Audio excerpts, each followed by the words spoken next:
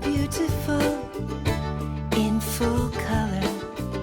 And you are strong, but you don't have to stand alone. Sometimes there are forces that will knock you down. Have you ever noticed while in line at your favorite coffee place how people have an amazingly complex vocabulary around their drink order? I'd like an espresso with 2 shots. Can you get me a skinny mocha? I need an almond milk no froth latte and a grande cappuccino iced sugar-free. Hey, how about a venti vanilla iced macchiato blended with a sprinkle of nutmeg? Each of these orders are rattled off quickly and immediately understood. And, truth be told, you almost can't order a cup of coffee. People create sophisticated vocabularies to communicate subtle distinctions that are important to them.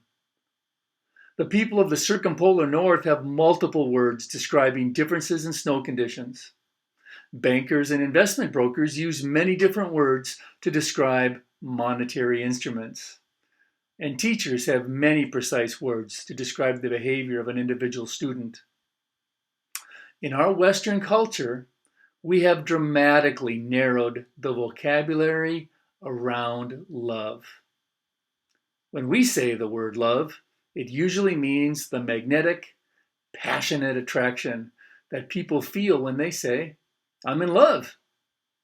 In our full-color Web of Support Works napkin talk, we say that, quote, we can measure how much love, support a young person or anchor feels and correlate that to their thriving and resilience and avoidance of risky behaviors, unquote. Therefore, of all people, we need a more sophisticated way to describe what we mean when we say, "I love you."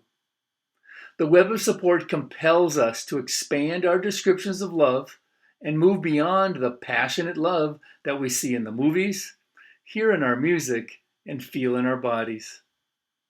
Too many people are reluctant to say, "I love you," because of its dominant culture definition. Why? Because they don't have the vocabulary to understand the differences.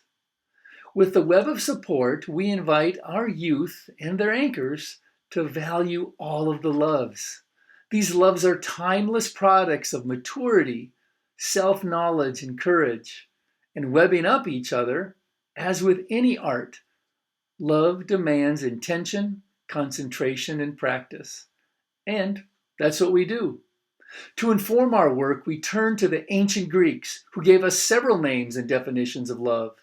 We also turn to the writings of Erich Fromm, C.S. Lewis, Harry Harlow, and the 1977 studies done by Canadian John Lee, who used a factor analysis of 1,500 indicators related to love to develop his color wheel theory of love. We rely on these insights and more in our work. When we work with the Web of Support, we not only understand it as youth and anchor development, we also see it as a philosophy, meaning the love of wisdom. This love comes from the Greek Sophia, where learned men and women have seen wisdom not only as information or knowledge, but as something just as important, the ability to love. What are the definitions of love? When you say "I love you," what might you mean? Well, it depends. In this WebUP-inar, we're going to talk about what we mean when we say, "I love you." Let's go exploring. We'll see you soon. You are beautiful in full color. And you are strong, but you don't have to stand alone. Sometimes there are forces that